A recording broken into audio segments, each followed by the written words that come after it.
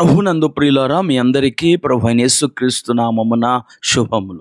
దేవుని చిత్తాన్ని తెలుసుకొనుటను గూర్చిన గత వీడియోలో మనము దేవుని చిత్తాన్ని ఖచ్చితంగా తెలుసుకోవాలని, అలా తెలుసుకున్నప్పుడే మన సమయము వృధా కాకుండా దేవుని చిత్తములో మనము కొనసాగగలమని ధ్యానం చేశాం. నేటి వీడియోలో దేవుని చిత్తమును తెలుసుకొనుటలో లోగోస్ మరియు రేమాల పాత్రను గురించి ధ్యానం చేద్దాం. ఒక ఆయన అనేక నెలల నుండి ఏదైనా ఒక దేశానికి మిషనరీగా వెళ్ళాలని అనుకుంటున్నాడంట. దేవుడి చిత్తాన్ని తెలుసుకొనుట ఎలాగో అతనికి తెలియటం లేదు.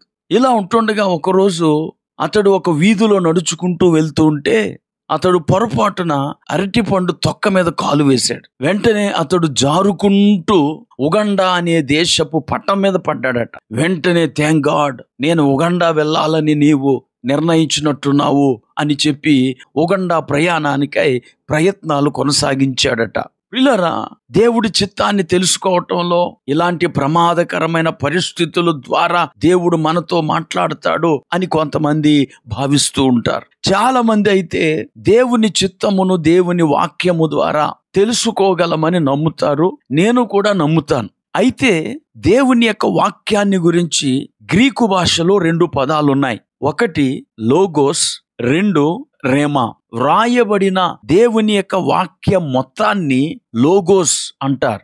ఆ దేవుని వాక్యములోనే మనకు సంబంధించి స్పెసిఫిక్ గా దేవుడు మనకు వాక్యమును చూపించి మాట్లాడితే అది రేమా అవుతుంది. ఆ రేమా ద్వారా మనము దేవుని చిత్తాన్ని తెలుసుకోగలం. చదివిన దేవుని వాక్యమంతా దేవుని చిత్తమని మనం భావించకూడదు. బైబిల్ గ్రంథంలో ఆయా భక్తులకు దేవుడు చెప్పిన విషయాలు ఆయా భక్తుల ఎడల దేవుని చిత్తాన్ని తెలియచేసాయే గాని మన ఎడల కాదు.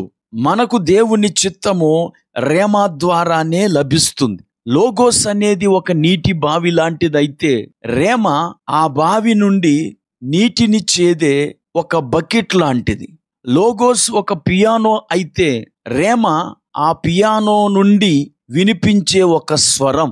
లోగోస్ మొత్తం మానవ శరీరం అయితే రేమా అనేది ఆ శరీరములోని ఒక అవయవము లాంటిది.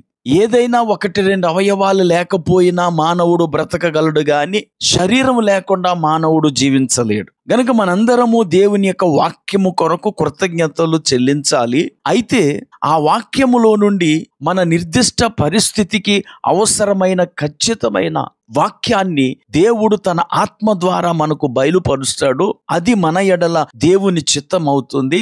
అది మనకు రేమా అవుతుంది. బైబిల్ గ్రంథంలో రాయబడిందంతా మనకు దేవుడు సంకల్పించిన చిత్తము కాదు అని ఎందుకు అంటున్నానంటే, కొంతమందికి కళ్ళు మూసుకొని బైబిల్ తెరిచి అక్కడ తమ వ్రేలు ఉంచి అక్కడ రాయబడి ఉన్న వాక్యమును దేవుని చిత్తముగా స్వీకరిస్తారు.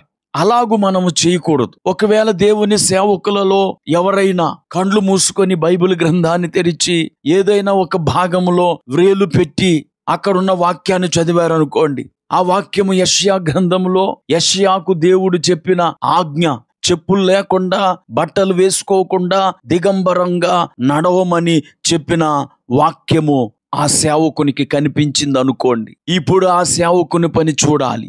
గనుక అలాంటి వాక్యాలు మనము చదివినప్పుడు అది దేవుడు మనకు చెప్పిన వాక్యముగా భావించకూడదు. అది యెషయాకు చెప్పాడు, యెషయా చేశాడు. గనుక దేవుని వాక్యాన్ని పదే పదే ధ్యానం చేస్తూ ఉంటే దేవుడు తన ఆత్మ ద్వారా అవసరమైన వాక్యాన్ని రేమాగా ఆయన మనకు ఇస్తాడు.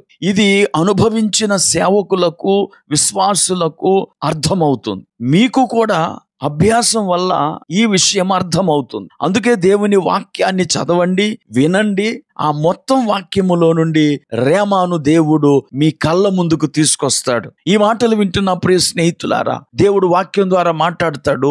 అయితే ఆ మొత్తం వాక్యములో నీ సందర్భానికి తగిన వాక్యమును ఒక రేమాగా దేవుడు ఇచ్చు వరకు నువ్వు కనిపెట్టి ప్రార్థన చెయ్యాలి. తొందరపడకూడదు. అప్పుడు దేవుని చిత్తాన్ని రేమా ద్వారా మీరు తెలుసుకోగలరు. వచ్చే వీడియోల్లో దేవుని చిత్తాన్ని ఇంకా మనము ఎలాగూ తెలుసుకొనగలమో పరిశీలిద్దాం. ప్రార్థన చేసుకుందాం. కృపా కనికరం కలిగిన మా తండ్రి, నీకు వందనాలు. నీ చిత్తాన్ని తెలుసుకొనుటలో లోగోస్నకు రేమాకు ఉన్న భేదాన్ని మేము ఈ వీడియోలో ధ్యానం చేశాం. మా వీక్షకులు నీ చిత్తాన్ని తెలుసుకొనుటలో ఆందోళన చెందకుండా నీ చిత్తాన్ని తెలుసుకొని వారి జీవితపు నిర్ణయాలు తీసుకొనుటకు కృప చూపమని యేసుక్రీస్తు నామమున ప్రార్థించి వేడుకుంటున్నాము. ఆమేన్.